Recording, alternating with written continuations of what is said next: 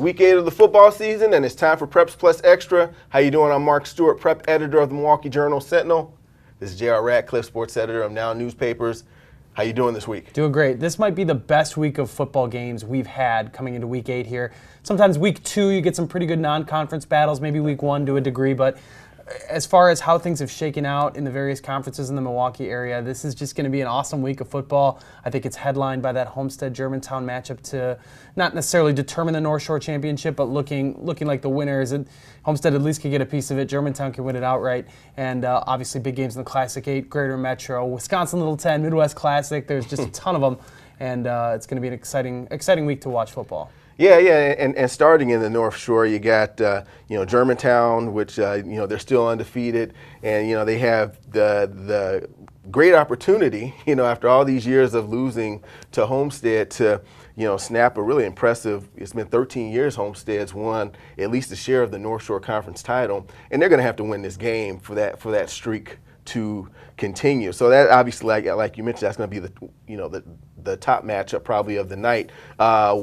What are your thoughts there? Anything stand out to you about that particular showdown? I think Germantown should be favored at this point. I mean, Homestead, Cedarburg is a rising program, and the fact that Germantown got them earlier in the year plays to their advantage because it seems like Cedarburg is on a roll. So when they got Homestead, I think by 20 points a couple weeks ago, it really wasn't. It was a surprise, but it wasn't a stunner.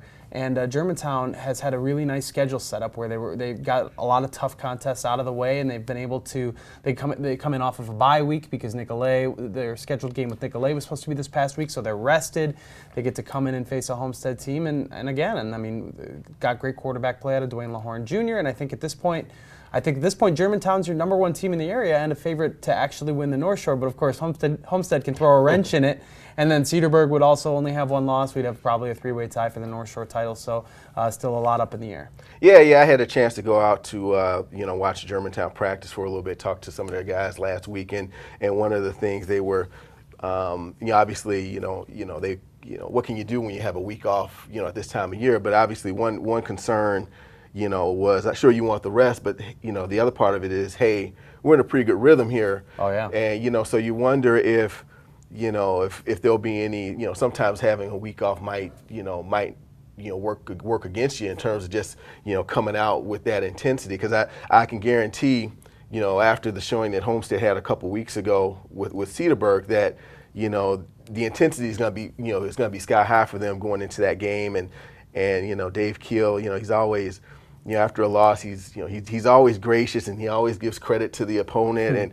But the wheels are turning, and they got back to work, and they've probably been getting after their guys the last couple of weeks. Yeah, I'm sure whatever outcome we get, we'll talk about it. The narrative will adjust accordingly. If Homestead wins big, well, the week off was a big deal, and if, of course, Germantown wins, the week off was a helping hand. So I guess it just depends how the outcome is before we determine that. Yeah. Now the Classic 8, never dull. I mean, we touched on it, how this conference race in the Classic 8 is going to really go, really probably come down to the final week. Last week, Catholic Memorial beat Muskego to give Muskego its first loss of the season, which brings them back to the pack. You got a 3-way tie right now: Catholic Memorial, Waukesha West, and Muskego with 2 weeks left. Muskego, here comes Arrowhead. You got to beat them, and this is one of the things that those big programs like Arrowhead deal with all the time, where you're the marked team, right? And now it's time to produce. And make no mistake, Arrowhead is still a very good football team. They got a couple losses in conference, but they got their quarterback back, Johnny Duranzo, who'd been out a couple weeks with injury. They won pretty easily last week, so they'll be ready for Muskego. I mean, the key is if you can get your defense to be able to figure out who's got the football when you're playing Muskego. I mean, Muskego's not going to pass the ball. You can make them one-dimensional. Obviously, Muskego's as good as any team in the area in running that type of offense, and that's their misdirection, deception. That's what makes them so good, and that's a hard thing to prepare for. But if you can, I mean, Arrowhead, like we've talked about year in, all year, they're still a really good program. And I think even the most surprising thing in the Classic 8 may not have even been Muskego losing to Catholic Memorial, who, by the way, also had a very tough 3-game stretch to close the year and needed the win to get the playoff eligibility. Having a 24-point lead at halftime, losing to Kettle Moraine. Now they're in trouble. They got to beat Catholic Memorial or Muskego again, 2 of those 3 teams you mentioned tied for the top of the league. They got to win one of those games just to get in. And I think everybody understands Mukwonago's a good team that could go deep into the playoffs if they get the chance. So just a zany league up and down, and I think I'd be shocked at this point if we don't have more than one team tied for the championship. Yeah, right. And thanks for bringing that up. Congratulations to Kettle Moraine. That was a they're having huge a great comeback. year. Yeah, a couple tight losses to some big, some really good teams, and if you flip those, and they're one of the big stories in the area if that happens. So, another team that's been coming through pretty big has been Milwaukee Marquette. They lead the Greater Metro Conference. The only undefeated team left at this stage. Last week, they shut out Brookfield Central. Here's what senior Jack Horter had to say about the win. We had to pride ourselves on defense. We've been doing that the whole year with potent offense. We know they can score, and it's our job to stop them, and that's what we did tonight. So, mission accomplished for tonight. We gotta keep going in the conference, 2 more wins, and we got an outright share of the conference. I mean, like I said before, we gotta strive ourselves. With an offense as powerful as us, we gotta make ourselves known on defense too, and that's what we did tonight. So we just gotta keep pushing forward through the playoffs, and hopefully we can reach our goal. Well, speaking of the Greater Metro Conference, JR, you got really a showdown for, I won't say a showdown for second, but Brookfield East and Menominee Falls, they are 2 of the teams that are tied for second place right now in the league. Falls, if they want that showdown next week against Marquette, you got to take care of part 1 first and beating Brookfield East. Yeah, and I guess I don't know who I pick in this one. Brookfield East has been a little bit of a surprise. Not because they haven't been capable of doing this, but you figure there were other teams in the Greater Metro, Brookfield Central among them, that probably would slot ahead of them as you walked into the season. And then East has had so many injuries. Their sophomore running back, Sam Santiago Lloyd, is a really special talent.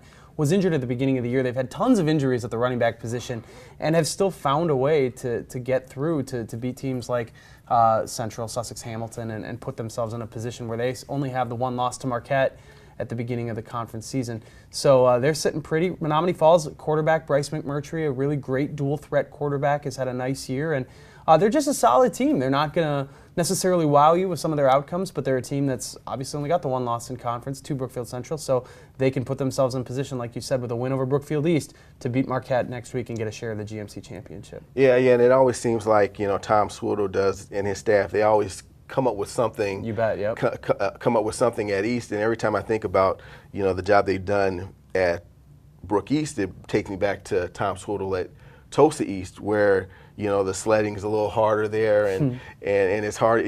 There's some challenges to winning in the Greater Metro, but it just reminds me that there are a lot of really good coaches out there, and sometimes it's just sometimes circumstances make it a little more challenging here or there. You can't always judge a guy by their wins and losses, but that was a tangent. I got sidetracked there. But beyond Falls and Brook East, Wisconsin Little 10, we got an undefeated showdown in conference play. Slingers having a great year. Wisconsin Lutheran is always there.